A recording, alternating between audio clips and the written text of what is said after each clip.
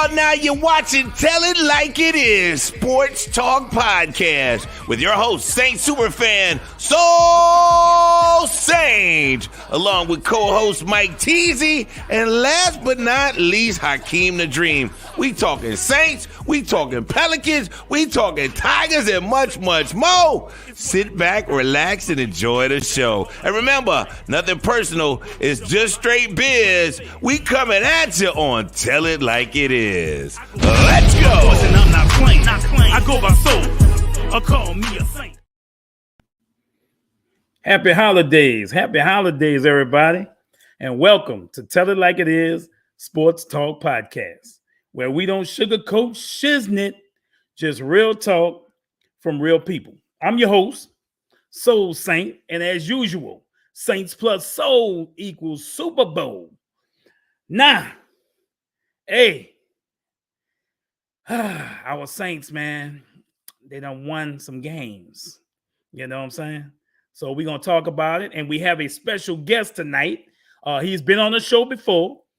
His name is Jameis, one of one. He's been following Jameis Winston since high school. So we're going to bring him on when he's ready to come on tonight, and we're going to have a hell of a show. But first, let me introduce my partner in crime. You know him all the way up there in the dirty bird country. My boy, Hakeem the Dream. Wow. Damn, man. I mean, this winning energy feels good, bro. I mean, you know. What's up, my man?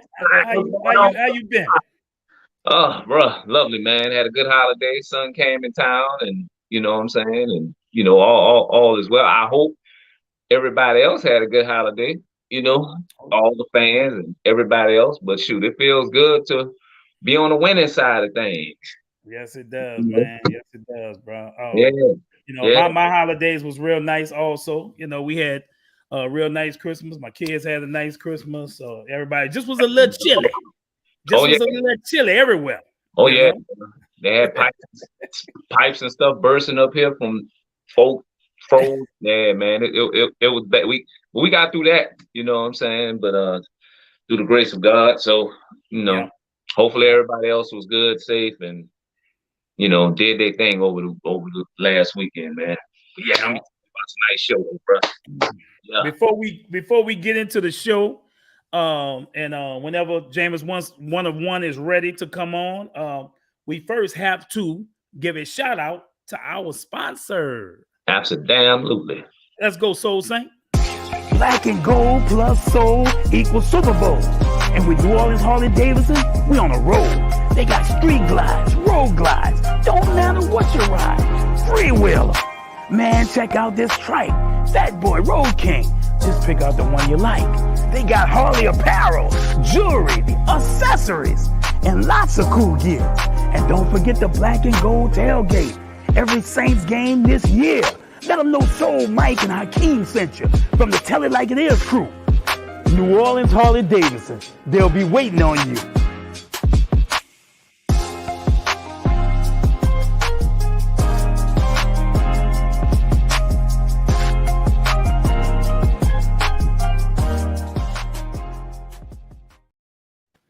Well, I love that theme music on that commercial. Yeah, man. I like it. Give a shout out to my boy Brandon over there at Marketing Man over there at Harley Davidson in New Orleans, New Orleans Harley Davidson. Absolutely. And my guys over there. Man, we about to get into it. We have a special guest on tonight. We've had him on the show before. You know, and this guy knows Jameis Winston inside and out, upside down, right side up. You know, he's been following him since high school. Let me introduce my guy, Jameis, one of one. How you doing, brother? I'm happy to be here. Oh man. Good to talk to you again, man. Thank you for giving your time. How was your holidays and everything? Your Christmas, Thanksgiving? Oh, fantastic. Yeah, I love the holidays. We have family over and just chill, watch movies, play games. It's a lot of fun. That's good. That's good. Glad to hear, man. We ain't gonna keep you too long. Yep. We had you at the beginning of the season, and we were talking about Jameis and everything, and you know, we've been going through some trials and tribulations. Jameis got hurt. He was hurt. And usually when he was named starter. Usually when a guy gets hurt and he's healthy enough to play, he gets his starting job back. We just want to know how you feel about them not giving Jameis his job back and going with Andy Dalton, and just your take on the season and as a whole in general. Yeah, I mean, you look at NFL history, there's not a whole lot of teams that peak week one. But I think that's what happened with the Saints this year. I mean, they peaked week one, right? That's when Jarvis Landry looked his best. That's when Michael Thomas looked his best. That's when Jameis looked his best. And then injuries just hit, right? And it's sad because I think, they were all excited, right? I mean, not just Jameis, but Jarvis and Mike and stuff. You heard their comments after the game. They were excited about what could transpire the rest of the year, once they really got it rolling. But injuries happen, and that didn't happen. Poor Mike's been on the shelf for multiple years now. Jameis, this is his second straight year, with sort of a, serious injury, two of them actually. So, as far as the getting his job back thing, I was really clear. I didn't want him to play that Bucs game. I think he should have been put on IR, as soon as that game was over. I think, the whole media should have known that, listen, the kid broke his back during the game, refused to leave the game. He came out of the tent, refused to leave the game, came back and led the largest fourth quarter comeback in Saints history. But he should have been put on IR right after that. And that should have been, the narrative, because that was the truth, right? Right. That Dennis decided to play him. And of course, Jameis wanted to play the Bucs. Jameis would want to play with no legs, right? I mean, that's just the way he is. Yeah. Against the Bucs. But Dennis is the head coach, right? I mean, it's ultimately his call. We see that in Vegas right now with them just sitting Carr. Carr doesn't not want to play, right? I'm sure Derek wants to be out there, but they're like, no, go home. So Dennis should have sat him. He should have put him on IR. It didn't happen.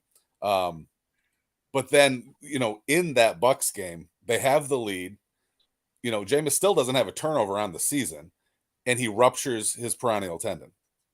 Okay, at that point, you've got a QB1 with a broken back and a ruptured tendon, and you put him back in the game? Like, that doesn't make any sense at all.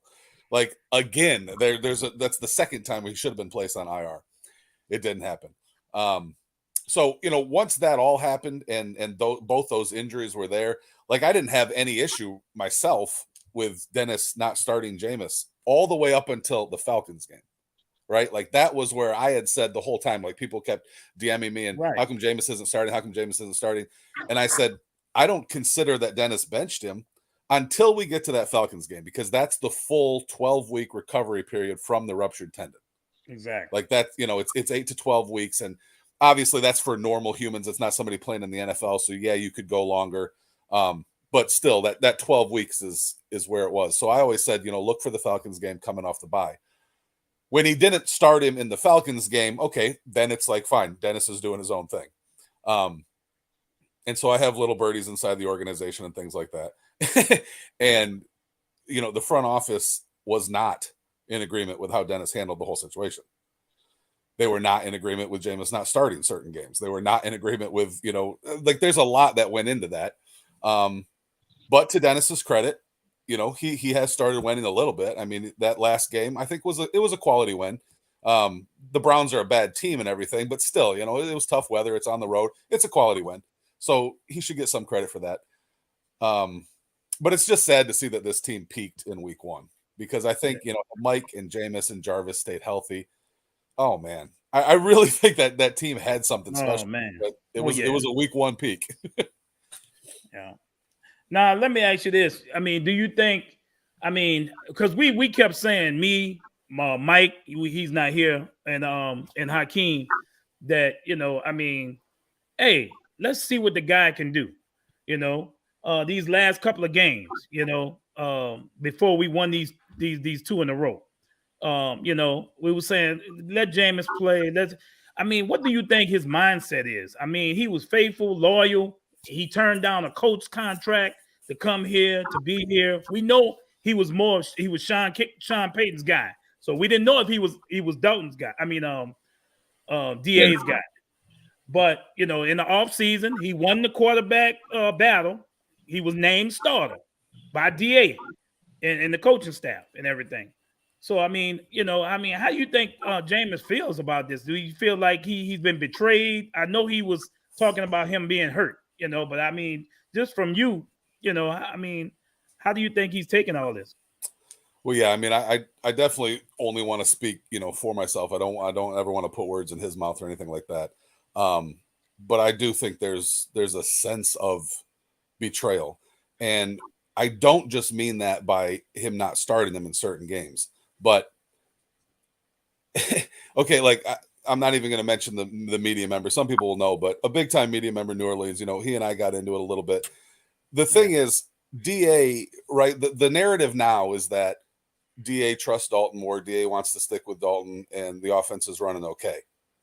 That's absolutely not the case. It's not true, because DA did try to turn back to Jameis. He tried to bench Dalton and turn back to Jameis long before Jameis was healthy enough to get back on the field.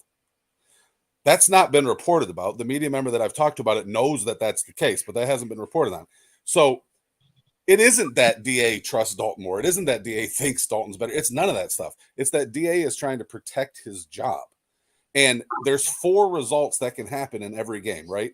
When you've got 2 quarterbacks like this. You can win with Dalton, lose with Dalton, win with Jameis, lose with Jameis. Those are the 4 outcomes. Now, obviously, you could tie, but that's basically not going to happen. The only one of those 4 outcomes that helps DA's job security is winning with Dalton. Losing with Dalton isn't going to help his job security. Losing with Jameis isn't going to help his job security. And winning with Jameis is actually going to be the worst for his job security. And the reason I say that is because, like I said, there were front office personnel that were not in favor of the way DA was handling this, that wanted Jameis to start earlier. Not back when he was still hurt when DA wanted to start him, but just earlier, right? I'll put it that way, earlier. Right. So the whole team, the whole organization felt we're going to win that Falcons game. This is a W. We're going against Desmond Ridder, who's a marginal talent, making his first start. We're going to eat him alive, and we're going to win that game. We're going to rely on the run. We're going to just destroy this. Like, that was the feeling in the organization. DA knew and absolutely believed that both Dalton and Jameis would get that W. But had he put Jameis on the field and got the W with Jameis, all the front office people that were already mad at him for not starting Jameis against the Bucs are going to be even more furious, because they're going to say, the season's already lost, bro. What did you do? Why didn't you start Jameis versus Tampa last week? And so the only result that helps DA's job security is to win with Andy. Winning with Jameis just makes him look stupid for not starting Jameis against the Bucs. Right. Or against the Niners when they were shut out. Trying to protect his dignity. Yeah. I mean, DA is playing the job security game, right? And now, I mean, once they lost that Bucs game, the season's basically over. This is now moral victories and prayer time, right? Like, right. They need all the, if they're going to grab the 7th seed, they need all these other teams to lose out and then win out. Very unlikely. It's like a 0.8% chance. If they're going to win the division, they need the Bucs to lose out, them to win out. It's a 1% chance. So he blew the 49ers first shutout in 20 plus years in the Saints. And then he blew that Bucs game, only one of 5 teams out of the last like 553 to lose when you're up that many in the fourth quarter. Exactly. So that was the season. And now we're at the point of DA doesn't want to get fired. He wants to keep his job security. He wants to show management that, the guys will keep playing hard for him. It's all about moral victories and prayers now. And putting Jameis out there and getting a W over Atlanta just makes DA look worse for not playing Jameis against the Niners and the Bucs. So I guess we just go see how we finish, play for pride, because I don't think, like you said, Tampa's going to lose out, and we would have to win out.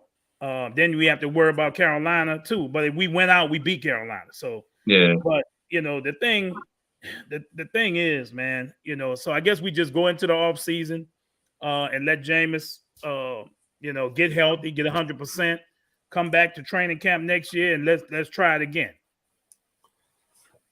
I mean, it's possible. It's one of the options. There's so many options. I tweeted out the other day. Right. There's basically, I think, going to be 18 teams that are going to be looking for a QB1, whether he's already on the roster. You know, for example, the Titans are one of them, right? They technically could bring Tannehill back, but they're probably going to cut him just to save money. Same with what we're seeing the Raiders do right now with Carr. So there's like 18 teams that could have a new QB1 next year. There could be a wild carousel of quarterbacks going all over the place. Right. The Jets. Yeah. But do you think, Jameis did enough? Because remember, the year prior, okay, he started out with Green Bay, started out good. You know what I'm saying? Then he got hurt in the Tampa Bay game. And then off season, he only had a few suitors. Okay, now this year, he got hurt before that. He didn't last that long, as he did last year. So now we go into the off season again. You think there's going to be that many people looking at Jameis and say, well, like they did last year? Like, I mean, I know they're going to have a lot of teams looking for quarterbacks, but do you think he did enough, to get some play? Yeah, I mean, with Jameis, like, you're not talking about a rookie or even somebody, that's coming off the bench and having spot duty. There's 8 years of tape on Jameis, right? I mean, every coach and GM knows he's an elite talent. The question becomes injury history. The question becomes contract. What is he looking for? How much are you going to pay? If the Saints don't release him and they're actually trying to trade him, that all plays into it.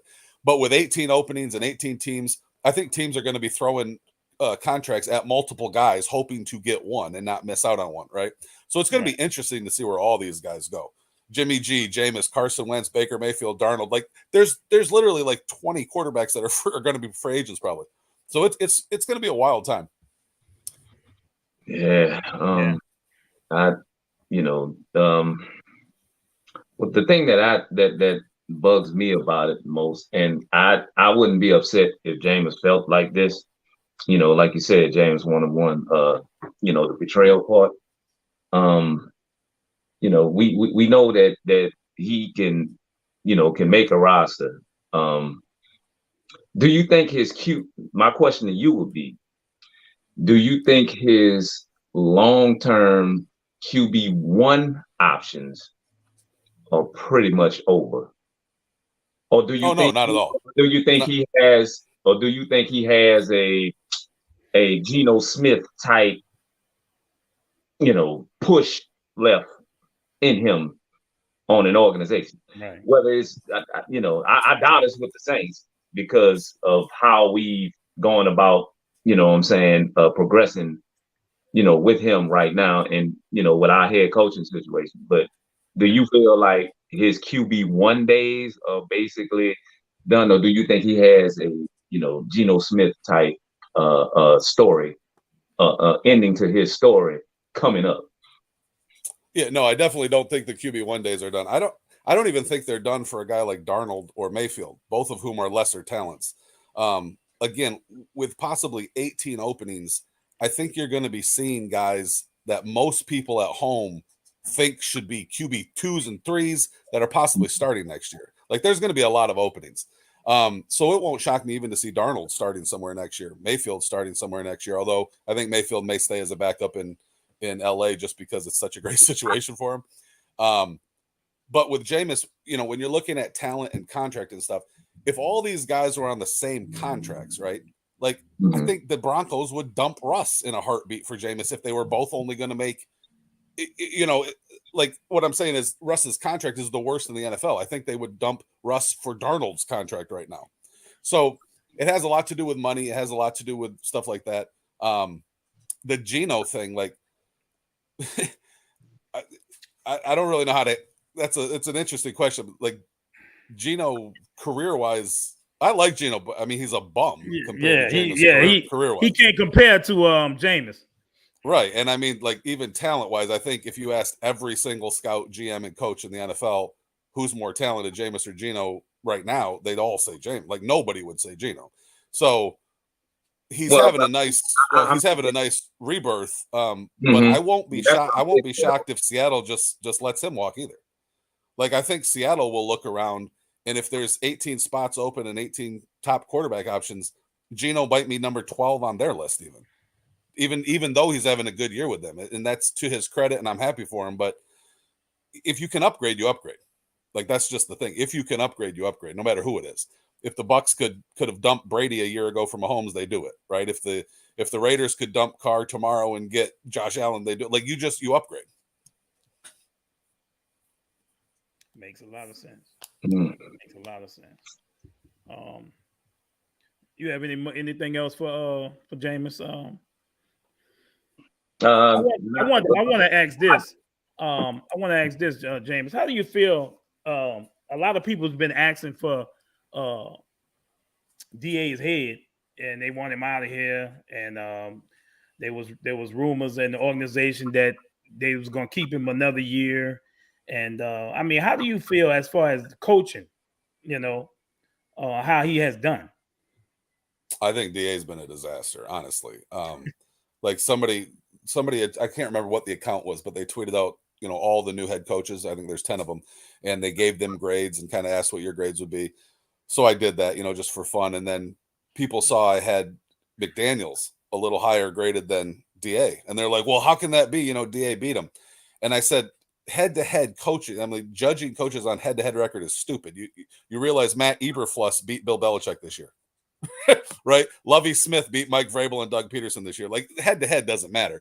Mm-hmm. DA and Josh McDaniels have the same record. Josh McDaniels' team is plus 20 better in the plus minus, and they're in a division that would just blow the NFC South away. Right? I mean, they've got two teams in that division that would probably sweep the NFC South, and the Chargers and the Chiefs. So McDaniels is in a much tougher position than what DA is. DA is in a division where the leading team has 7 wins. Right? So on top of that, just outside of like X's and O's and coaching, on top of that, you're talking about a coach in DA that literally destroyed his GM's plans in 7 quarters. Like, Mickey Loomis traded away the first-round pick in this upcoming draft, which is a deep quarterback draft. And he used 2 first-round picks last year on non-quarterbacks. Mickey Loomis was all in on Jameis and set it up for Jameis. And in 7 quarters, DA destroyed that by playing him on a broken back and a ruptured tendon, and then lying to the media and pretending he was healthy. Like, I mean, DA, thanks. I guess you could say Nathaniel Hackett's been worse because that record's insane with just 4 wins. But yeah, I think DA's been an abject disaster. And that's sad because I think he's a fantastic defensive coordinator. Like all-time fantastic. I think he's great at it. I think, if he were fired and he were to go with Sean somewhere, he'd be great. Like a great defensive coordinator all over again. But I think head coaching is it's just not for him. And that doesn't mean he can't turn it around. He could. He could. But if I was a GM, I couldn't trust him going forward. Not with that type of decision making. Exactly. Yeah. I see what you're saying. I mean, he was a 4-win head coach. The most he had ever won was 4 games. He won 6 here, and that's because of the team and the talent that we have. I feel like, but he has been a disaster. I mean, he's played in Pete Carmichael also. You can get rid of both of them, just hook them together and get them out of here. They have both been a disaster for this team. And that's the thing. I mean, like, a lot of Saints fans are saying, well, hopefully we can draft a quarterback or maybe even tank and draft. Why would Loomis trust a young quarterback that he wants groomed with Dennis Allen? Like, why? He's a defensive-minded coach that just destroyed your plans in 7 quarters and doesn't know how to use an elite talent, but wants to have a game manager at quarterback and win games 13-10. Like, why would you ever take a top young quarterback and trust him to that guy? Right. Exactly. Like, even if the plan is to move on from Jameis and bring in a young quarterback, please, for that quarterback's sake, fire Dennis Allen. You're right. And for the city's sake, for the team's future, fire Dennis Allen. How true do you hear these rumors about Sean Payton teaming up with Tom Brady to come back here? I mean, I wouldn't want that to happen to Jameis twice. You know what I'm saying? Tom went to Tampa. They got him out of there. They're talking about Sean Payton and Brady coming here as a team, as a package. I mean, I know you've heard that. Yeah. I talked about. I mean, like Sean and Tom, they do have a good relationship. They share agents. They're kind of buddies. They wanted to team up before. Tom wanted to be a Saint, not a Buck in the first place, but Drew didn't retire. Right? I mean, like, there's an alternative universe where Drew retired after the 2019 season. Brady came to the Saints, won a ring here. Jameis stayed in Tampa and has thrown for 17,000 yards and won 4 straight passing titles. Like that's an alternate universe. But I think the thing with Peyton is, like, I don't think the Saints are necessarily his first choice. He stepped away for a reason. He was looking for a new challenge, bigger lights. I think he wants the Chargers or the Cowboys. I've always said that. I think he wants the Chargers or the Cowboys. But they both made the playoffs this year. So if neither team fires their coach to make a trade for Sean, and he's looking around at Colts, Panthers, Broncos, Cardinals, none of those are very attractive options. None of them. I mean, the only thing that would make Carolina and Denver attractive options are the amount of money that those owners could throw at Sean. Like Denver's owners got enough money to buy the moon. Like he could just make Sean the highest paid coach in the history of football by a mile, and that might be all it takes to get Sean to go there. But I don't think Sean wants to go to Denver if it's for football reasons. So if he's looking around and he wants to win and he's looking at the best place to win now, the Saints immediately jump to number 1 on the list. Like, I don't think anybody would say, well, the Colts give you a better chance to win now, or the Cardinals with an injured Kyler, or the Panthers who I don't know what they're, So I could see, and I know there's been like a report where Dennis Allen's job is safe. I think that's nonsense. I think if Sean doesn't tell Gail and Mickey, I want to come back, Dennis Allen's job might be safe. But I do believe, and from what I've heard, I do believe that if Sean tells Gail and Mickey, I want back in, Dennis will be fired on the spot. No brainer. Yeah. No brainer. But I don't know that Sean will do that. I mean, I know Sean and Dennis are close. So that's what I mean. I think Sean wants LA or Dallas, and I think he wants Dennis to succeed. But if those jobs are closed and it's between, hurting Dennis's feelings and coming back to NOLA, or going to Arizona, with some QB2 type until Kyler's healthy. Yeah, I mean, I think he would prefer the Saints, but who knows? And the crazy thing is that even if he doesn't want to hurt DA and he calls up DA and say, hey, look, I want to come back. He already said that Fangio was going to be his defensive coordinator. So what's left for DA to do if he decides to come back? You know what I'm saying? Yeah. I think about that too, So, would he make him assistant or assistant coach, and I mean. Yeah. It will be interesting because if Sean does decide he wants back and he wants back in New Orleans, I think he gets that job.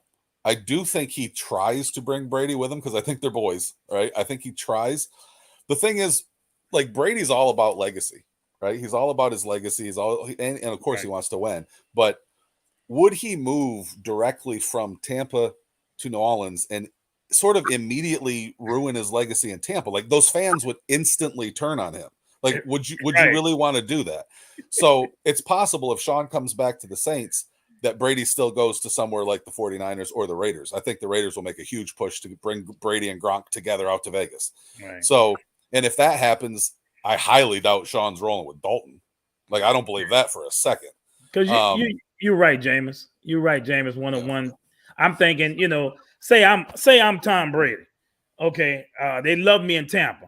Okay, Sean, I would love to quarterback with you, let you be my coach and quarterback, and we go win a Super Bowl together. But I don't want to go to New Orleans. I mean, and you know what I'm saying? That's their rival. Yep. You know what I'm saying? Let's go somewhere else. Yep. I'm sure Tom might talk him in, let's go somewhere else. If you go back to New Orleans, I don't think I would want a quarterback there. You know what I'm saying? And, because it'll be kind of love-hate thing here too. Because you have we kind of grown a hate for Tom Brady also. Then already took a poll. It is, what I'm saying, half the majority of the fans like, yes, Sean, no, Brady. So if it's a damn package deal, then it's already ruined from the jump. So if it's gonna be determined on that, then I don't see Sean coming back just because of that. And then the fact that you can just see Brady's decline here at 46. I mean, if you watch the weapons he has over there, Tampa. If y'all saw the Cardinals game last week, how short. I mean, he was under. I mean, DBs were undercutting football. That's usually not on him. You know what I'm saying? Like, Brady normally put the ball out there like that, but he got, he threw 3 picks against Arizona last week. It just so happened that Arizona don't have a quarterback right now, and they wind up pulling what we did a couple of weeks ago. You know what I'm saying, and giving it up at the end. So, I mean, I don't know. Like you said, James, I think by them being boys, they might entertain it.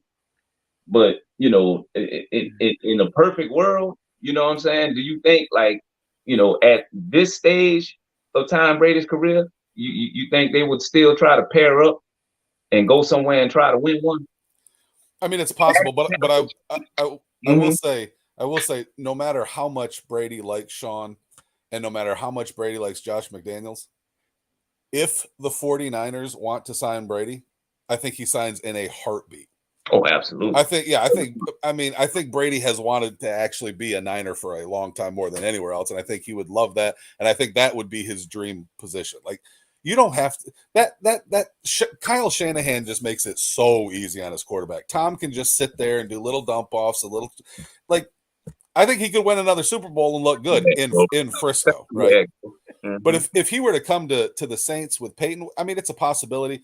But the Saints are built for an elite arm talent quarterback. They really are. Like Juwan Johnson, Chris Olave, and Rashid Shaheed, they're all vertical threats.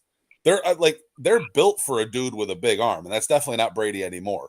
Could he make it work? Yeah, maybe. But he needs more of a strong run game and a short passing game. So I don't know. I know Mickey set it all up the right way, and then injuries happened, and it's just it's interesting to see how it's all gone, after the injuries. Yeah, we just, the majority of us down here in New Orleans, Mr. James 101, just feel like with every win that we get from here on out, it kind of gives DA a longer leash, and right. in that instance, like, yeah, we as diehard fans, we want the wins, but is this the price that we're gonna have to pay to have to deal with this dude long term? Another year. You know what I'm saying? Yeah. So yeah. Yeah, I don't want the Saints to lose, but damn, if it's gonna cost, if it means DA gets a longer leash, then it's like, wow, I'm selling my soul, bro. Well, that's true. That's true. And there are organizations, both NFL, NBA, that will sort of meddle and will sort of throw their coach under the bus by pulling players, trading players, cutting players, etc. And it's not necessarily a bad thing, right? I mean, it seems like that's kind of what happened in Indianapolis. Is the owner sort of forced Frank Reich to bench Matt Ryan and go to Sam Erlinger, who was not ready to start. He may never be ready to start in an NFL game, for real. He lost that game. Irsay fires him, brings in his buddy Jeff Saturday, and immediately lets him restart Matt Ryan. And then publicly throws Frank Reich under the bus and says, well, I gave him an extension I didn't want to give him. That's a little strange because, I mean, an owner always has the right to give or not give an extension. Like it's never forced upon him. So that was a little interesting. So it feels kind of like the Colts threw Frank Reich under the bus and set him up to fail there at the very end. And, Mickey Loomis could do something like that to DA, but that's not in Loomis's nature, right? He doesn't really meddle. DA was given full control over the roster, full control over who to start, who to play. And so that's just the way it is. And that's the way it was, of course, with Sean, right? Sean ran the ship. Yeah. Yep. I'm gonna just ask you this one more question. We're gonna let you go. I didn't want to hold you up. I felt like you was kind of busy tonight. In a perfect world, if you were to say, if I was to ask you, what's your prediction as far as the future with Jameis, and what would you like to happen with Jameis? We know that, like him to start, win games, bring a team to the Super Bowl. But what do you think is going to happen? What do you foresee in the future for Jameis?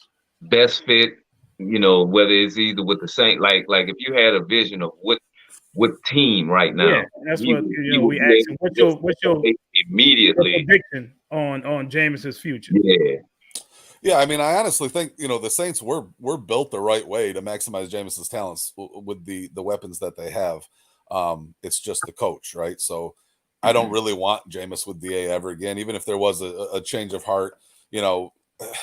I mean, I know like Troy Aikman's history, right? Jimmy Johnson benched him for Steve Burloin. Troy got mad. He wanted to play. Jimmy said, no, we're sticking with Steve Burloin. Never played him the rest of that season. Troy was going to demand a trade, and Jimmy changed his mind. Like at the last second, he said, you're our guy. You're going to be our QB1 next year. Even though I benched you the end of this entire season, you're our dude going forward. And then it all worked out magically for Troy and Jimmy. I mean, could something like that happen with DA and Jameis? Sure. And Jameis is a forgiving kid and all that, but I don't trust DA at all. And I just don't think he's a good head coach. And I don't think he's an offensive mind. I think he wants to win games 13-10, which I think is stupid in the modern NFL. So, you know, if Jameis could stay in NOLA and they were to fire DA and bring in a guy like Bieniemy, or fire DA and bring in a guy like Shane Steichen from the Eagles or something like that, great. Outside of that, though, if it's just a free-for-all this offseason, 18 openings, 18 quarterbacks, just everybody flying around, I mean, I would like Jameis to be with a legitimate offensive-minded head coach, right? But I do think Tampa will make an offer. And I do think Todd Bowles is going to be retained. Would that work? I'm not positive, right? I like Todd. You think Tampa would make an offer for Jameis? Absolutely. Yeah, I do. I think Byron Leftwich would push for that big time. I think Clyde Christensen, their quarterback coach, would push for that big time. And I'm pretty positive Mike Evans and Chris Godwin and Cam Brate would all push for that big time. Like, they know what Jameis is about. They know how bad he wants to win. They know his leadership. They know his talent. And they also know, yeah, Tom got them a ring, so they're always going to love Tommy for that. But they know the difference in the two quarterbacks' arm talent and what they actually bring to the team. Like, there's things Jameis can do Tom won't even attempt. He can't do it. Like, he can't do it, right? And you see that this year. Like, this year, Brady has more of a team like Jameis had in 2019. There's no Gronk. There's no AB. There's, you know, it's not some super team anymore. It's more of like what Jameis had in 2019.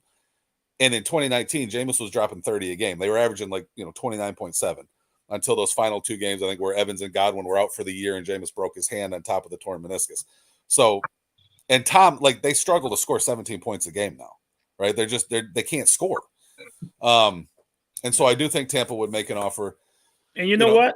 I wouldn't even be upset, because I feel like we did Jameis bad here. And I feel like wherever he went out, I wish him the best, because he did give his all here. He was loyal. He was patient. He was a guy that, like I said, he rooted for our team. He supported everybody that was in there. And, he did his part. And he didn't complain or anything, And I really like Jameis Winston, and I wish him the best wherever he goes, Whether he's here or even if he goes back to Tampa, I still wish him well. I want to beat him every week, but I wish him well, though. It would be hilarious. I mean, I tweeted this out maybe about a month ago. It would be hilarious if Peyton came back to the Saints, brought Brady with him. Brady would be following Jameis to his second spot, right? Jameis went back to Tampa, and then we're seeing Bucks versus Saints where it's Jameis versus Brady. That would be hilarious. It really would. That would be one of the funniest storylines ever. And Jameis would need to file a restraining order on Brady for following him to two different jobs. Jameis is still a Tampa resident, isn't he? Yeah. And he still lives there in all season, so it's close to I can foresee that. I see some of these comments on the side. One guy said Jameis would be unstoppable in a Shanahan offense. And whoever that is, bro, believe me, I've always wished and hoped and wanted Jameis with Kyle. And Kyle has raved about Jameis in the past, which is interesting. I mean, Jameis isn't exactly the type of quarterback Kyle's always functioned with, right? Kirk Cousins, Matt Ryan, Brock Purdy, Jimmy G. These are all sort of game managers with limited talents that will be robotic and just do exactly what Kyle commands, right? But if Jameis could be robotic for Kyle, but then also go off script when needed, oh my goodness, those two could set the league on fire. I've always thought that. And in 2015, when Jameis was being drafted to Tampa, I was hoping, not back then because I didn't know a whole lot about Kyle, but looking back, and even back then, I was hoping that they would bring in a new coach and kind of, just reset the whole franchise, right? Give Jameis an offensive mind and everything. Jameis and Lovey hit it off, and that was great. But Kyle was the free agent coach at that time. He ended up just signing as an offensive coordinator with the Falcons, and he got Matt Ryan an MVP. Matt Ryan is not an elite talent, right? He's a marginal talent with a solid mind for the game. But man, had it been Jameis and Kyle together coming in 2015 in Tampa. So yeah, I love that comment. And then I saw another one that said something about Atlanta. Atlanta is interesting because they're going to have like $100 million in cap space this year. People don't realize that. I think Atlanta is going to be the major player for Lamar Jackson. I think if Lamar is traded, he's going to be a Falcon. I think they'd give up the house and they guarantee him a contract. I don't know that the Ravens actually will trade him, but if they trade him, I would look for him to land in Atlanta. And what you think about is quarterback disarray over there? What you think about Jameis to the Rams? Because I don't trust Baker, and I think that the other quarterback that got hurt, I'm talking about the Detroit guy. I don't think he's the answer either. I think Matt will come back and Sean McVay is loyal to him. So I think Baker might get a starting job this offseason, but it wouldn't surprise me if he's just back as QB2 and they have Stafford and him together. I mean, yeah, I'd love Jameis with McVay. I just don't really see that happening. But Atlanta's intriguing with the $100 million in cap space. They could really completely transform their team in one offseason. And they basically kick Mariota to the curb, and Desmond Ridder is another marginal talent. Like I use that term, but he's a marginal talent, right? Let me just say one more thing, so James. They should be looking elsewhere. Before we let you go, one more thing. Remember the team that wanted him this past offseason, and the Saints, he chose to come to the Saints. That team, I'm sure Matt Ryan is on his way out, Colts. So what about the Colts? Yeah, I mean, they definitely wanted Jameis. They had the jet ready for him and stuff. And who knows what would have happened. I think, had that worked out, maybe Frank Reich would still have his job. The Colts were the team actually in 2020 that I was kind of hoping would make the play for Jameis. And I think it did sort of come down to Rivers and Jameis, and they went with Phillip Rivers because he already knew the system. And that was the COVID year where there wasn't going to be a preseason. And Jameis was also coming off a rehab, right? He had this meniscus done in his hand. Had that sort of replayed and Jameis signed with the Colts there in 2020, he'd be going into year 4 with Indy next year probably. And Frank Reich would still have his job. So Indy's been interested in Jameis for a while, but I have no idea who their new coach is going to be, right? I mean, I just have no idea. I don't think there's any way they're going to stick with Jeff Saturday. Exactly. Now, if they were to sign somebody like D'Amico Ryans, who calls Jameis his little brother, that'd be great. That'd be great. Yeah. Yep. Well, look, we thank you for coming on, Jameis, man, and we hope to get you on here again. Absolutely. It's always nice having you, man, and your knowledge is impeccable. Absolutely. So, thank you, guys. Thank you. Hey, who's your Super Bowl picks? Since I might not be on before then. Shoot. Hey, AFC is kind of a regency bias for me. But I got Cincy. I picked Buffalo. Admittedly, I picked Buffalo in the beginning of the season. I was on the bandwagon, but I just feel like Joe Burrow's moxie kind of trumps everything. Now, don't get me wrong, Mahomes is still the best in the game, but out the AFC, I kind of lean more towards Cincinnati on that front. And as far as the NFC is concerned, if Jalen Hurts is healthy, Philadelphia, in my opinion, has the best roster on both sides of the football in the NFC. It would either be Philadelphia or San Francisco. I would have to take Philly in a close one only because Philly would have home field advantage in the NFC Championship game.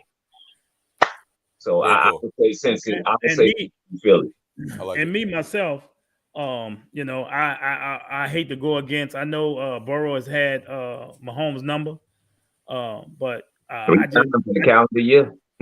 just feel I like Mahomes. He's my favorite quarterback right now, and I think he's the best in the business right now.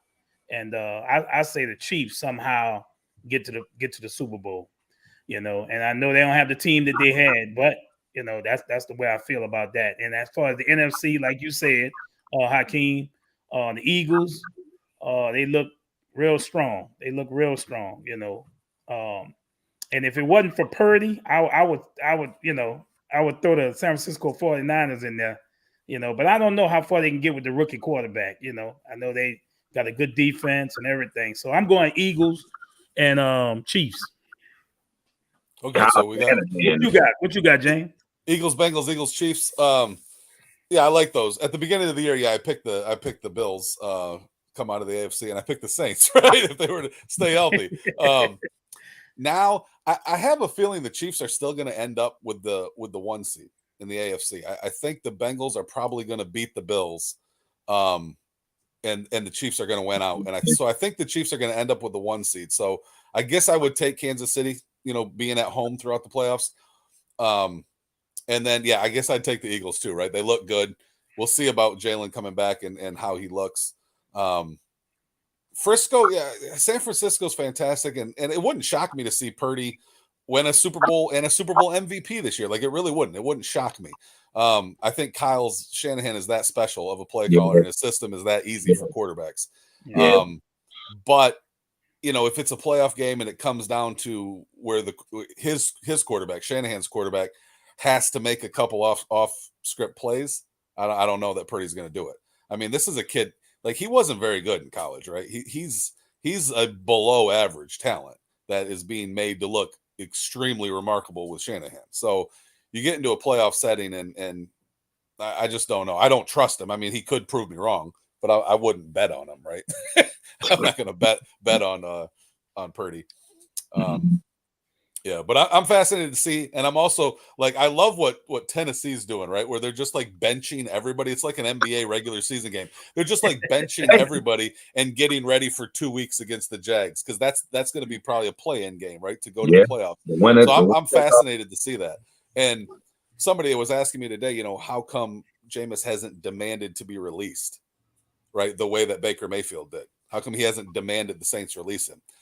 And I'm not going to speak to that, whether Reggie, his agent, has demanded that or not. But it's obvious that if he has, the Saints said, no, we won't release you, right? So there's that. But if the Saints were to release him the way the waiver order falls, Tennessee would, I have no doubt, Tennessee would claim him. And they would start him against Trevor Lawrence, who's a kid I've loved since high school and followed since high school. And it'd be Jameis against Trevor for a play-in playoff game. And I would have mixed emotions on that, because I love both those guys. Well, I mean, spoiler, I would go for Jameis, but I would go for Jameis. But I do love both those kids. Right. Okay. Yeah. Well, like I said, me and Jameis say Eagles Chiefs. You say Eagles Bengals. So we'll see. We'll see what happens. And man, thanks for coming on. Absolutely. Thanks again for coming on. And hope to have you back. My pleasure. I'll say one thing just because I see a comment, and I don't want the guy to feel like I ignored him. Jerry Cooter there, he says about Lovie Smith in Houston and all that. I had seen somebody else too talking about, Derek Carr to Houston. I honestly think Houston is just sort of penciled into taking Bryce Young number 1. So I don't know that Lovey's still going to be there. My guess is he's going to be fired. I think he's done fine. Like, I think everybody in the world expected the Texans to get last place. So a coach getting last when he's expected to get last is not some terrible failure. They've been competitive. They've stayed in games. Like I said, he beat Vrabel and the Titans. He beat Peterson, and they've stayed in some games. I know players love Lovey. They really do. They play hard for him. They love him. But that's an extremely limited roster. I don't think anybody expected much. But if you're going to go Bryce Young number 1 overall, it just makes sense to get a hot, offensive-minded head coach in there for him. So I kind of think that's what Houston's going to do. And even if they weren't, even if Lovey was going to stay, I think the owner will demand Bryce Young number 1. I do. Over CJ, you think his upside is bigger than CJ Stroud, James 101? Upside, maybe not. And I have a little bit of injury concerns with Bryce going forward and stuff, like I did with Tua. Both are quality quarterbacks, but they're on the smallish side, and I have concerns with that. And CJ does have a big upside, but just from what I've heard and what I think Houston for sure will take Bryce Young number 1. That would be my prediction at the moment. If anybody else has a question for Jameis 101, we give you. You can post it right quick before he. I got 7 minutes. I got 7 minutes. I'll stay till 8 o'clock. Okay. Anybody have any question? Just post it, and we'll put it down there. So, do you follow any other sports, Jameis? Oh yeah. I mean, I've just started to follow soccer, right, since the World Cup.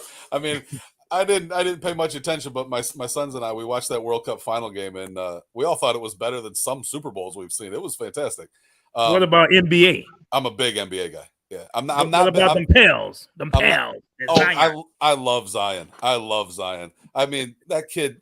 I've loved that kid since high school. I loved his freshman year at Duke. I was sad when they didn't win the title at Duke because I thought they would. They were a special team. I liked R.J. Barrett a lot too, and but I love seeing what Zion's doing, and I don't like that. Like this is a one of those sort of new faces of the NBA. He's extremely exciting to watch. He's extremely charismatic and personable. He's a good kid, and the media is sort of ignoring him, and it's weird. Like, it's weird. I mean, I saw some segments, and they're like 2 minutes long, and they barely talk about him. And this kid's a human highlight reel. He's like Dominique Wilkins plus 50 pounds, and they're kind of ignoring him. It's ridiculous. You know why, James 101? I think it's because New Orleans is the second smallest market in the NBA. And these media markets are kind of, they want to see somebody like him in his stature in a Chicago, in an LA, in a New York City. They want him under the bright lights. And the fact that he's in the second smallest market in the NBA is kind of like they kind of punish us for that, but again, it's sad because basketball is not just played in large markets. It's played in Memphis. It's played in Milwaukee. It's played in, other cities that's not populated by millions and millions and millions of people. So, I think that has a lot to do with it because just like you said on today on First Take, they showed some of his highlights, but they didn't elaborate on like Mad Dog and all these guys that were saying, our organization should go ahead and move to Seattle and all that. You don't hear all that no more. They just bypass that whole part of it because we're winning and stuff like that. But yeah, to your point, I'm gonna tell you my take. I feel they don't trust him as far as injury wise, as far as staying on the court. You know what I'm saying? Because you have to look at it when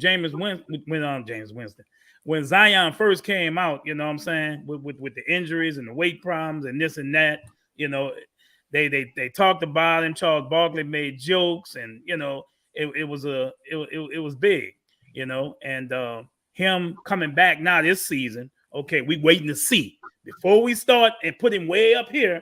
We're gonna wait and see if he stays healthy most of this season. He was out a few games. He came back. Brandon Ingram has been the guy that that's been staying hurt. 1 year is Zion. Now it looks like it's Brandon Ingram. But I really think he just has to play, to get more recognition. Hey, so I would just say that's the thing with the media too that irks me is they're not very courageous, right? They're all sort of cowardly in their takes on players. They'll trash players right early on. No matter how early, they'll trash young quarterbacks, they'll trash young NBA stars because that's easy to do. But they don't generally make big statements or give a lot of love to people that haven't been winning, and team wins. That's a team thing. It's not individual, right? But they don't give a lot of credit to them. And they wait until they do something like win a title or they do something on the big stage to give them any love whatsoever. And that's just extremely cowardly because if you're an analyst and you're actually studying the game and stuff, you should be able to tell the audience who the upcoming stars are before they blow up on the big stage, right? It shouldn't have taken Giannis putting 50 up in the NBA Finals for people to give him credit. That dude was a superstar before that, right? It shouldn't take stuff like that. Like anybody that watches Zion play and looks at some of the data, and I don't do deep data dives on Zion yet. I mean, I've got a bunch on LeBron and Jordan, guys like this, but I know enough. Zion is on a historical pace. What Zion has been able to do, scoring and with the efficiency he scores at, like there should be a lot more talk about that. He's been dominant when he's on the court, and nobody's really given him any credit. They laughed at him and scoffed at him and mocked him. And then if he wins a title or something, then they'll pretend, we were always on the Zion bandwagon. He's awesome. He always has been. It's ridiculous. These people are getting paid to talk sports, and they should be getting paid, to do deep research and give an audience a good show and let them know what's happening And it's not. It's all just narratives, and I don't know. It's kind of bothersome. That New York media, especially because they felt like, you know what I'm saying, Zion wanted to come there from the jump, and he probably did, you know what I'm saying, before he even got drafted. And the fact that they lost out on him, and, you know, he's in our market, which is way smaller than theirs, and he's having success right now, is killing him because the Knicks, you know what I'm saying, the Knicks are always up and down. The Knicks ain't worth a damn. Ain't nobody talking about them. I mean, they may make the playoffs this year, but they're not built for long-term success right now. You know, they look at our roster right now. We got two stars to go ahead and build that team around. And on top of that, you know, we got good young talent that we can bring in off the bench that meshes well with the two superstars. Real deep. Right. You know what I'm saying? And we're doing it on a budget, you know what I'm saying, where it fits and all this other stuff. And, you know, that New York media, you know what I'm saying? They some haters and stuff like that. So, you know, I feel that has a lot to do with it too. Hey, so could you put Jerry's comment up there where he mentioned me, because I can't see the comments on my end over here or whatever. Okay. But I just saw that he mentioned me a second ago. You know, and I think if you talk to the Knicks GM off record, he'd admit he'd trade his entire roster for Zion. Honestly, right? Honestly, to have him in the Garden. Yeah. I mean the kid's box office. Yeah. Well, it don't matter. He signed that contract. He ain't going nowhere now. Yeah. He $195 million in with us now, man. So, you know, it's all too late. And he said he's all in New Orleans. He loved the city, loved everything. The team, his teammates, he's good. That's awesome. And as of next week, Jameis 101. They sold. It's been official that the next Friday sold out, and that will be officially our 10th sellout this season. Oh, that's awesome. You see, people, you know, the narrative was we couldn't get people in the stands and all this other kind of stuff. Not a basketball every game.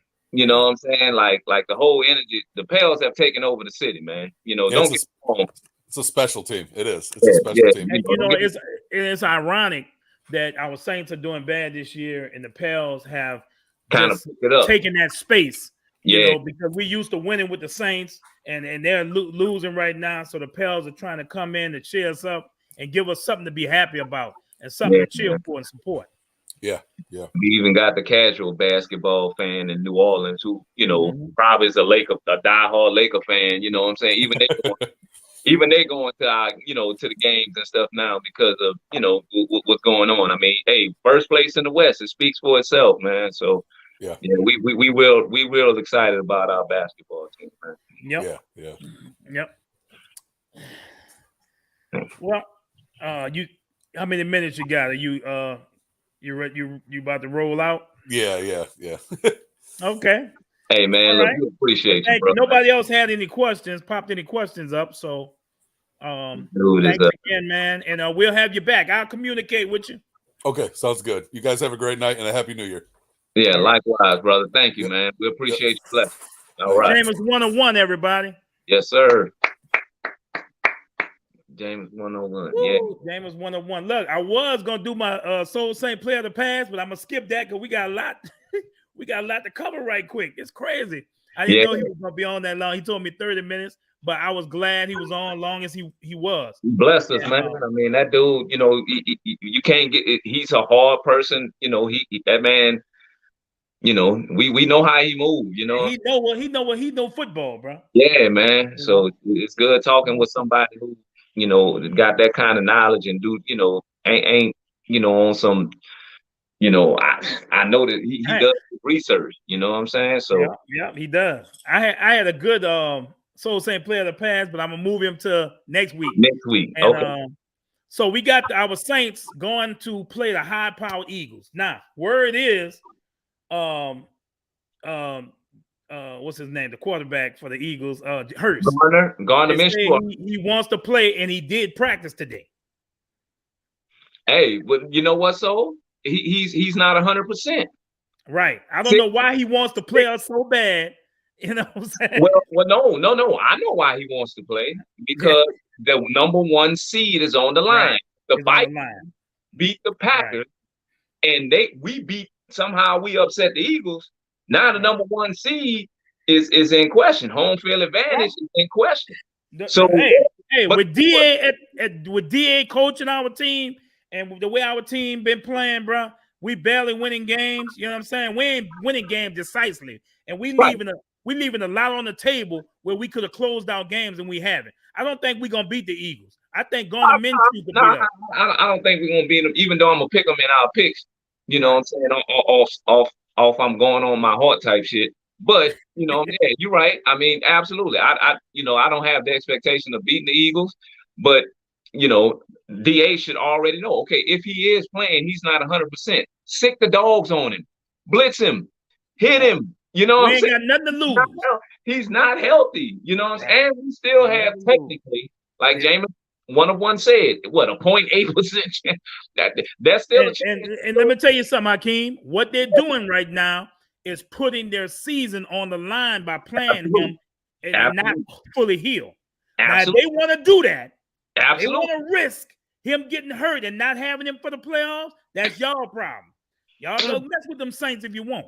Yeah. You know what I'm saying? DeMario Davis, Kate Nellis, go get him. Go get him. Go get him. Tired of him running all over us. Yeah, we got a chip on our shoulder because he done beat us since he been in the NFL. Yes, sir. Yes, sir. Go get him. Yep, it'll be something. Yep, look at Glow say. Glow say it'll be something if the Saints beat the Eagles. Just saying. That's right. Anything can happen. Nobody got a punch a chance, Glow. I mean, close my eyes. Saints going to win. Hey, Miss Angie. Hey, it can happen. It can happen. Yeah, man. Look, I wanted to, Hakeem, I wanted to go over a few of these prospects. Absolutely. Saints free agent prospects. Yes. These are a couple of guys that's coming up next year as free agents. Mm-hmm. One is Geno Smith. I think we take a flyer on him. Look what he's done. Another one is Teddy Bridgewater. Well, another familiar face. Another is Jacoby Brissett. Veteran QB. He's more. Another is Gardner Minshew. Another is Daniel Jones. Now, who you like out of all of them? The guy that probably should be playing this week against us. I would rather see play against us than Jalen Hurts. Gardner Minshew. And I don't know if y'all remember our conversations through the summer. I was one of the people that said that we should have took a flyer on the guy. Now, granted, he's not no savior. You know what I'm saying? I mean, if you watch that Cowboys game, he's still got a lot of kinks to work out. He's kind of turnover prone, but he gives you that moxie, a little bit more moxie, that you can have confidence that he can win some football games as opposed to Andy Dalton, who's more game manager. You could take more chances with Gardner Minshew. You know what I'm saying? He's not bad. I don't think he's a quote-unquote QB1, but I think he'll be a better bridge going forward to us getting our quarterback to the future as opposed to, Andy Dalton. Right. Now, we move to the running backs. All right. We know Alvin Kamara under contract next season, but his status is in doubt because he might get a possible suspension. Absolutely. That's looming. So this is your free agent running back, Damian Harris,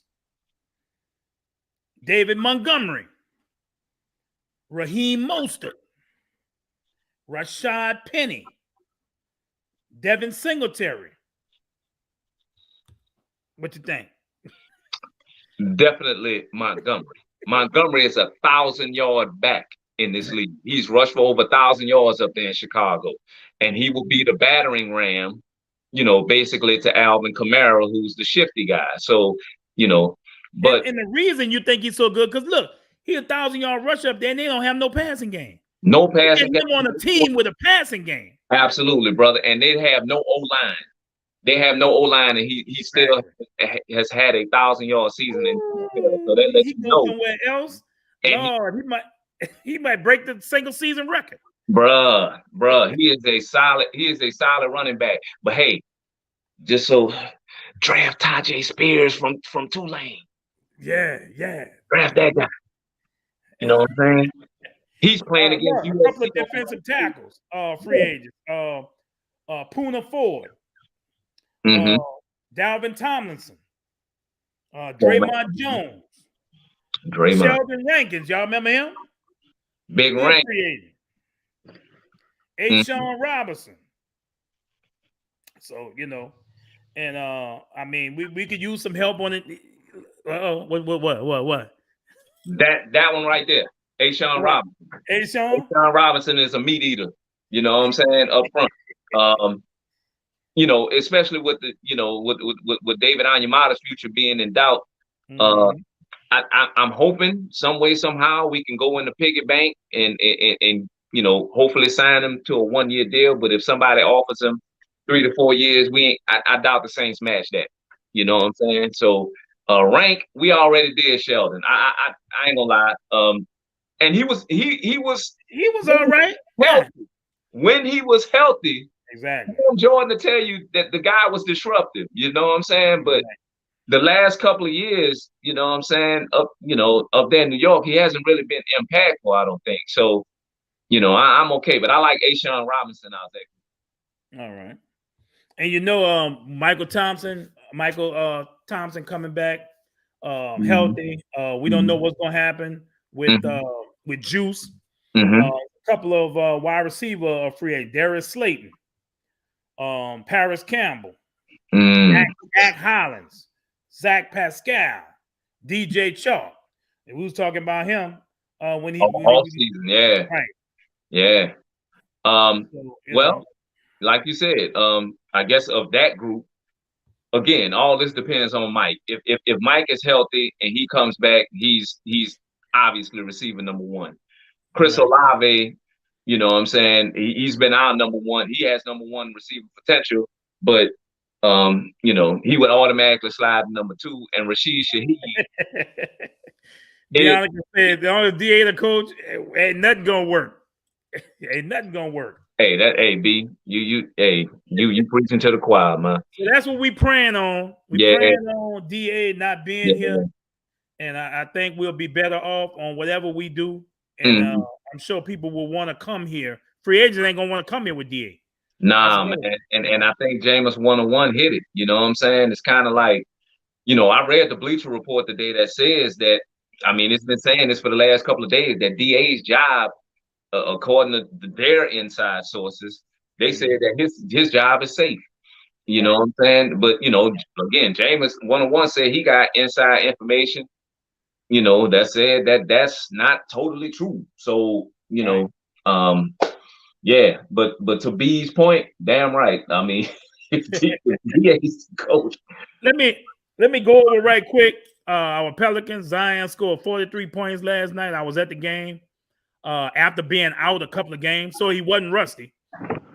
After being out, he came right in and made an impact immediately. As soon as he came back on the court. Yep, that's him. But there was something that bothered me. What's that, brother? Something that really bothered me. I'm gonna show you a picture of it, and you tell me what's wrong with this picture. I'm gonna show you a picture, and y'all tell me what the hell was Zion thinking?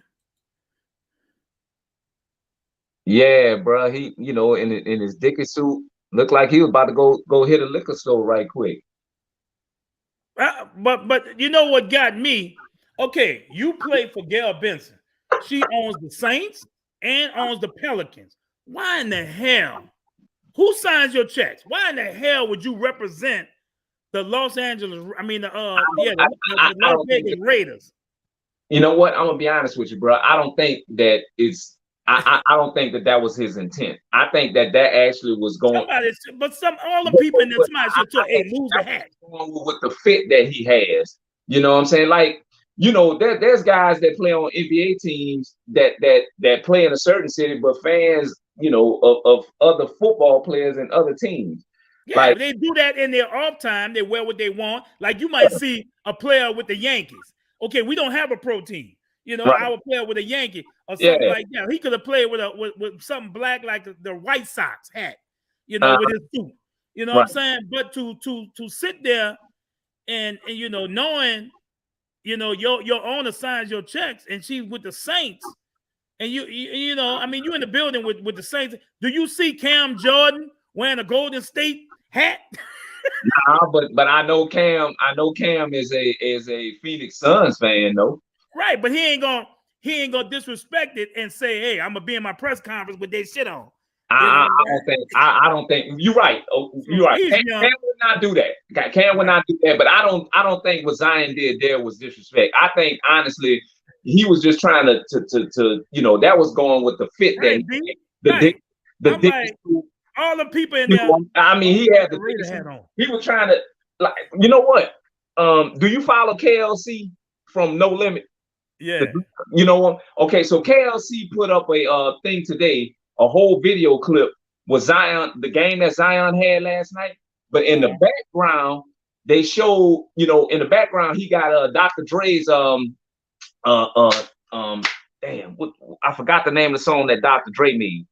Mm-hmm. Okay, he put that on there because Zion went, the outfit that Zion had on. He got a Dickie suit with the thermal on up under there. You know what I'm saying? He kind of looking, 90s gangsterish, from back in the day when Dre and Snoop and them used to go ahead and do their thing. He got that playing in the background. See, I don't think it's so much that Zion is a Raiders fan. He may or may not be a Raiders fan. I think he was just wearing that because that was going with the outfit that he got on.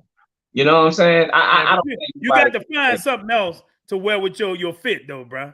I mean, you can't be glorifying or advertising another team, and you're in the house and your owner signs your checks, and she's a Saints owner. You should have a Saints hat on, if anything, bro. Come on, they make black. They go with your fit. That would have went with his fit. He could have found a black and gold that went with his fit because it was khaki. It's like a khaki color. Everybody ain't Saints fans though, bro. Everybody ain't Saints fans. Just because she signed your check. It don't matter if he's a fan, bro. And I'm sure people agree with me. You're representing your team. I mean, your owner owns the Saints. Why would you wear a Raider hat? But okay, that don't make no sense, bro. That's kind of on some. Even Glenn called me. Type Glenn Boyd called me. He said, "What was he thinking?" I mean, that's a grown man. You don't tell a grown man, what he can and can't. Well, yeah, they'll tell his ass. Believe me. Yeah.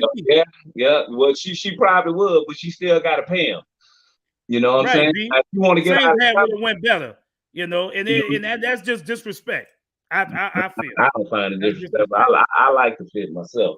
I thought it went. To me, I thought it was a theme that he basically was trying to represent the old '90s Dickie suit. It ain't nothing but a G thing with the Chuck Taylors and all that. Okay, well, look, let's say you had a store, okay, your store was called Hakeem's Jeans, and he came in there with a hat on down the street, and it was the hip hop shop. He was sporting their stuff and not sporting yours. How would you feel? Same way, bro. Same way. He worked for you. You know why? Why not advertise your stuff? We're gonna leave it alone. Like I said, we're gonna sit and argue. Obviously, you don't agree with it. Yeah, a lot of people do. I don't. Yeah, but so we're gonna move on from that. We're gonna move on. Our LSU and Tulane both going bowling Monday. Same. So happy about that. LSU, I think his game is gonna be a little easier than Tulane's. Tulane will be going up against the Heisman Trophy winner. And I think that's gonna be a tough game for Tulane. You know what I'm saying? So, I mean, I don't think they've ever played a caliber opponent. Exactly, they haven't. They haven't played in a substantial bowl game since 1939. So hey, that and again, the national media splitting us down the middle. Their game starts at 1 p.m. Mm-hmm. The LSU Purdue game starts at 1 p.m. Right. So yeah. I just want to play this right quick. This guy is the safety for Tulane, and he talks about their season in a whole and them upcoming game against USC. Check this out. Morgan Uber here in the American Studios, and today we have Tulane safety Macon Clark joining us here ahead of the Cotton Bowl in Dallas, Texas, getting set to take on the USC Trojans. And Macon, when you take a look at USC, what is it with their explosive offense that keeps you up at night? It's the passing game, the quarterback. They have a very good concept of how they run their offense. It's pretty good. It's going to be a fun game. With Caleb Williams, the Heisman winner quarterback for the Trojans, how does the pressure of going up against a competitor like him fuel this defense? Yeah, I think we were ready. We were ready for the competition. We can't wait to play against a Heisman winner. He's a very good player. He makes plays with his feet, and it's going to be the test for the defense, and I think we're ready. This defense has been so highly touted all season, so much recognition. Why is this a favorable matchup for you guys? I think it's a very good competition to just test our defense. We have a lot of veterans on our defense, and we prepared for it a lot. Coach Ham put us in the best position to play our best ball. Speaking of a couple of those veterans, to play alongside guys like Nick Anderson, Dorian Williams, that 1-2 punch, literally 1 and 2. With those two guys, how does it allow for you to play more freely? Playing besides Dorian and Nick is just so crazy. They always make the play on the ball. They have a lot of respect on the defense. Their leadership is outstanding. If they see anyone lagging or just doing bad, they'll tell you, come on, let's get rolling. So it pretty make the defense pretty easy to run through them. With this Cotton Bowl week, it's finally here. You've had to wait almost a month since the last time you played. How have you been preparing mentally and physically, and just how challenging is that normally going week to week and then having now a whole month off between games? So over the break, I just been watching film, running a lot, working out with Coach Hester. I've been waiting for the game since they set it up. So I've been ready and just been waiting, being patient. Now that it's here, you've gotten to take part in some really fun activities. You're repping your cowboy hat there. What's it been like here being in the great state of Texas and just the hospitality that the Cotton Bowl has shown you so far? Yeah, they're treating us like kings over there. I thank y'all so much for us just being here and y'all taking care of us. Yeah, we made nice hats yesterday. I kept mine pretty simple. But yeah, it's been pretty fun, and our week should be fun, but the main highlight and the main fun would be the game. With this week, one of the things that we were talking about right before this interview, tonight you guys are going bowling. You say you're the best bowler on the team. Why and where does that love for bowling come from for you? When I was younger and I was growing up, me and my family used to go bowling in the city, so I think I'm the best bowler. They may say otherwise, but we're going to find out tonight. Speaking of your family, you're a native New Orleans guy. To be from the city and really put Tulane football on the map, win a conference championship, that trophy is yours right there. Yeah. What has this season, this whole experience been like for you personally? Personally, me being from Louisiana, you don't really hear much about Tulane, but as a season, it's been a lot of love from the city. We've just been winning and been showing major love. I just want to thank y'all for showing love. It's just been a fun experience for Tulane and New Orleans. With the New Year's Six Bowls and the college football playoff, when you look around at these major bowls, a lot of these teams are blue blood teams that have been here before. But for Tulane, this is your biggest bowl since 1939. Yep. What does this team really have to prove here this week? We just want to make a statement that we're one of the best teams. This is our test. This is so we have and what we've been working for. We put in long nights and long days, just been working, overtime, a lot of film, and we're just going to show the world that we're one of the best. Macon, thank you so much. It has been such a fun story and fun team to follow all season long. We appreciate your time and best of luck on January 2nd. You can see Macon and the Tulane Green Wave take the stage facing USC in the Cotton Bowl January 2nd at AT&T Stadium here in Dallas, Texas. Thank you. Yeah, they got their work cut out, boy. They got their work cut out for them, man. So we will see. And the news with LSU, Boutte will not be playing. He's declared himself. Do you think Boutte should have came out, bro, with the kind of season? You know, absolutely. I mean, he got enough tape, man. I mean, it wouldn't have been a bad idea for him to sit out like Jamal Chase did. You know what I'm saying? His junior year. So you think him sitting out wouldn't have hindered the team from winning the games they won? Well, I mean, he didn't. with 48 catches and Right, 500 some yards, like that Yeah, ain't. he didn't wow everybody this year, but Nah, we he know what didn't, he can do. but they going off. I think the scouts are basically going off of what he did his freshman and sophomore year. They understood that he had to learn a whole new offensive system. He had to Max Johnson was his quarterback the year before. He had to switch that from that to Jaden Daniels this year. And the whole offense as a whole changed. You know what I'm saying? So I think some people still got him top. Some people got him going in between 18 and 30. And if you're a first round pick, man, I'm sorry, like you just can't take if you're a projected first round pick, I should say. There ain't no guarantee you're gonna get picked. But if you're a projected first round pick, you can't pass that up. You know what I'm saying? Because if you go back to LSU and tell your And get hurt. and he just had a baby and all, I mean, you know what I'm saying? Like all that, Well, I understand. I mean, it'd have been nice if he had a resume. He'd have had a resume like Jamal Chase and Justin Jefferson. Your boy, yeah. They had that national championship tape. So it was a no-brainer for Chase to sit out that next year. And then but we'll see what happened with Boutte. How you think Boutte will fit with the Saints? I know he won. You think he a first rounder? Oh, I think he's a first rounder. So I don't think we have a shot in hell at picking him up. But he won't be the first receiver pick. But I mean, if he would to come with us, it'd be great. But where would he be? Receiver number 4? That's kind of high to pick. A guy that talented, and then he's your receiver number 4. That's like, because you got your top 3 already with Michael Thomas, Olave, and Shaheed. So, but look, with Michael Thomas, you might could use that depth. Well, that's what I'm saying. See that, I'm the one that's really, I'm not at the point now where I'm not really, so. I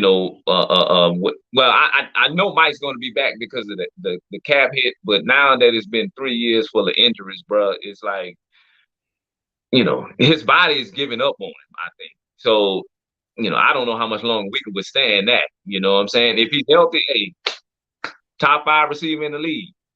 But we haven't seen that in 3 years, though. So, then I would say, hey, go ahead and get Boutte, or try to get somebody of that caliber.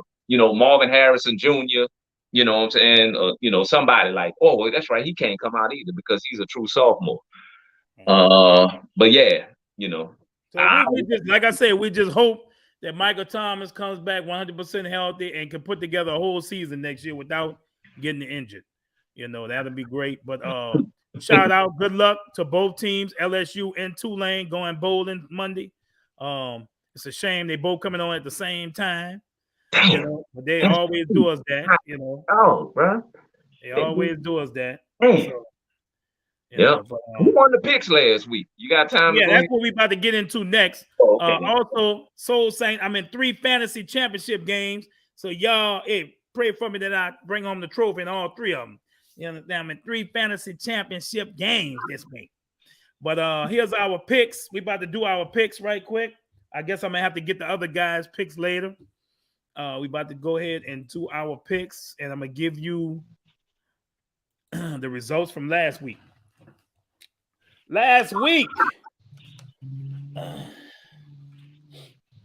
All right, here we go. Mike jumped back on top. He had 12 picks right, 4 wrong. Second place. No, I'm sorry. Him and Nader was tied. Both had 12 picks right and 4 wrong. Right behind them was Soul. I had 11 picks right, 5 wrong, and Hakeem 10 right, 6 wrong. So overall, Mike got the lead, 146 and 92. Me and Nader tied 144 and 94, and Hakeem 140 and 98. It's still possible. You can get up there, brother. Don't worry about it. Bring it up for real, boy. Yep. But let's go over these picks right quick. Cowboys at Titans. That's tonight. I'm sure the game started. Yeah. I'm going with the boys. Titans ain't got no QB, man. All right. Yeah, they need to give me their picks right quick for this game get too far gone. Cardinals at Falcons. I got the Cowboys also. Cardinals at Falcons. Neither one of them. That game should just be taken completely off the damn board. But damn, yeah, this shit. Trace McSorley is terrible. Desmond Ritter is terrible, but the Falcons have a better running game. They're at home. I'm going with the Falcons myself. Yeah, I'm going dirty chickens too. All right. Dolphins at Patriots. Tua will not be starting. It would be Bridgewater. Yeah, I'm sorry. I gotta go with the doggone Pats on this, bro. Tua shouldn't play another game this year, man. Yeah, it's just too much to the head, bro. Third concussion already. Nah, you saved the man from himself. Yeah. I'm gonna go with the Patriots myself, bro. I just don't. Teddy, I'm sorry. Saints at Eagles. Mm. I'm gonna have to go with the Eagles, bro. I know I say I was gonna go with my Saints, but I'm trying to win this thing. Yeah. Eagles. I go Saints upset. Okay. All right. Colts at Giants. Oh boy. Colts are just. We got Nader on there. Nader got his pick. Nader. Who did Nader? Let me look back. Nader got the Cowboys. Okay, Nader Murphy. All right. Nader I'm going Giants. Nader got the Falcons. Nader never pick the Falcons. And Nader got the Patriots. Nader never pick the Falcons. Look at him. I never picked the Falcons. Who said that? Nader? Yeah, man. Oh, Remember? Yeah, we got you, Nader. Oh boy. Hey, look, see, I understand, bro. Look, we all sell our soul for the money, bro.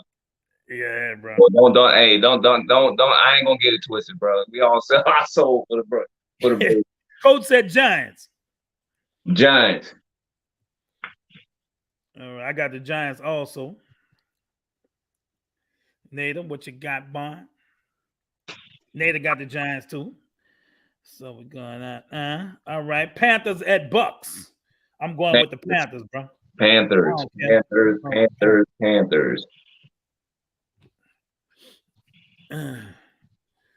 What you going with, Nate? Going with them Bucks. Them Succaneers.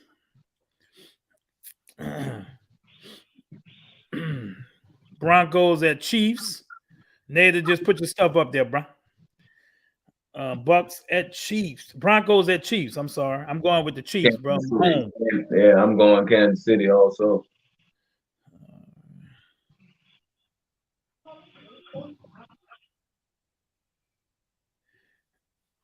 All right, Nader going with the Chiefs also. Nader, who you going with? Panthers at Bucks. Panthers at Bucks. All right, Hakeem. We got the Bears at Lions. I'm going with the Lions. Yeah, I'm gonna have to go Detroit as well. They're at home. All right. They took a step back last week, but they get back on it this week. All right, we got the Browns at the Commanders. Oh, they switched quarterbacks, I think. I think they go back to Wentz. They went back to Wentz. Yeah, I'm gonna take Watson and the Browns. Yeah, I'm gonna take you're gonna take the Browns? Yes, sir. Okay. Gotta switch up. I gotta. I'm taking the Commanders. Mm-hmm. Nader, you forgot a game. Panthers at Bucks. Who you got? Panthers at Bucks. Who you got, Nader? Nader got the Browns too. All right. All right, we got the Jags at Texans. Ooh, nah. Yeah, that one's easy. Jags. They playing well right now. I'm going with the Jags myself.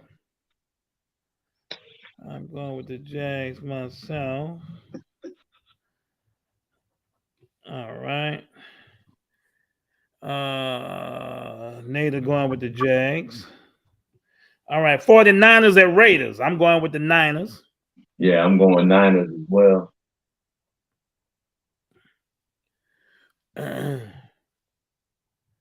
49ers at Raiders. Nader's going with the 49ers also. Jets at Seahawks. Ooh, Seahawks. I got the Seahawks myself.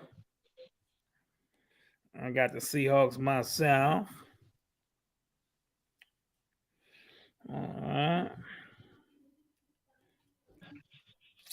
We got the Vikings at Packers. I got the Pack. Oh no, I'm going Minnesota. All right. See, the Packers got the win. They need this win. And you know how Minnesota always choke. Yeah, but Minnesota. And then they're playing up there in all that cold. Yeah, but Minnesota's also fighting for the number 1 overall seed. If some way somehow the Saints beat the Eagles, which we know that's a very unlikely possibility, and the Vikings win this game this week, then they'll be tied for the number 1 seed going into the last week of the season next week. Okay. So that's my. I got the Pack. The Pack know they lose, they out. Yep. They back against the wall. Yep. They lose, they out. Rams and Chargers. I got the Chargers. Yeah. Oh boy. I think the Chargers done peaked. I'm gonna go ahead and pick the upset, and yeah, I mean the Chargers are already in the playoffs, but I'm go Bake and the Rams. Nader got him too. All right. Steelers at Ravens. You know what? I've been going with the Steelers and they've been winning. I'm going with the Steelers again. Yeah, I don't like I mean Huntley ain't, Huntley's not yeah, he's not doing it. I'm gonna have to take Pittsburgh on that. All right. Glow went with the Ravens. Oh, Glow. Better do your research. Nader got the Steelers also. There's a reason all of us are going with the Steelers. Don't put no money on that. Monday Night Football, Bills at Bengals. I got the Bengals. I'm going Joey Burrow too. Gotta go Joey Burrow. Got to go Burrow, baby. Burrow. All right, Burrow. All right. Let's go. I'm waiting for Nader. Where you at, Nate? Bills at Bengals. Who you got? He got Bills. Nader going with the Bills. All right, let me call and get mics. Hey, thank everybody for tuning in. We love y'all. And as always, it's nothing personal, just straight biz. See you next time on what, Hakeem? Tell it like it is. That's right. I'm about to send you my 5, bro. Yes, sir. Yes, sir. That's right. We gambling. Call the police. Yeah, man. and don't do this at home, kids. It's not for y'all. This grown folk stuff. This grown folk right here. Yeah. All right. We're going to go out with a little Louisiana diehard representing all our teams. LSU, we want them to win. Tulane, the Pelicans, Saints, everybody. Let's roll. All right. Inbox me on that cruise, man. The cabin's going down. Inbox me so y'all can book. Hakeem, let's go. Get on that boat. All right. Y'all have a good night. See y'all.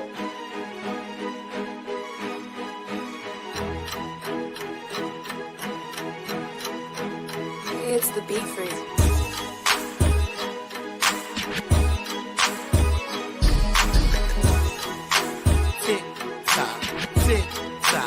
This for my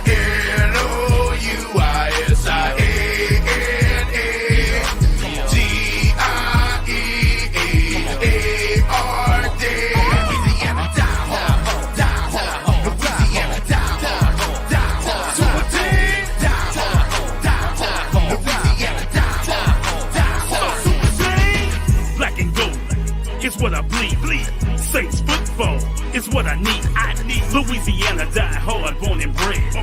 Gumbo and jambalaya is what I'm fed. I love my Saints, is all I'm saying. I go down with my boys and I'm not playing. I go by soul, or call me a saint. Mess with me on my team, and then I ain't. I rock my Tigers, my Pels, my black and gold. Come get a sample, and you'll be sold. Lake Charles to Slidell, we go off. Shreveport all the way down to that Gulf. We got the Wizard, the King, and we got Soul. And any others wanna ride, time to roll. To all the haters, I know you're scarred. You can't stop a Louisiana die hard.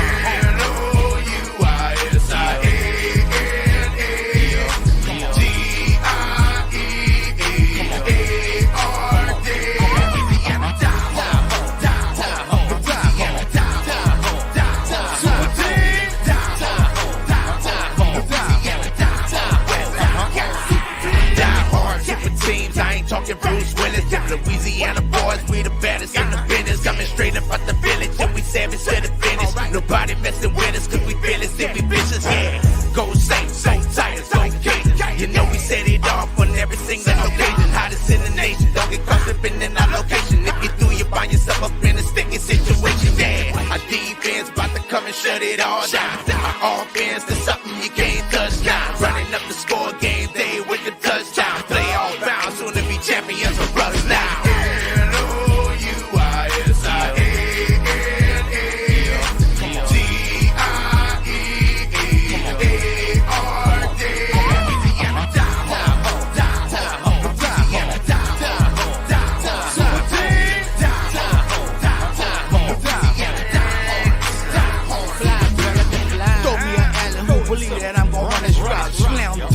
Your face, no, we can't be stopped.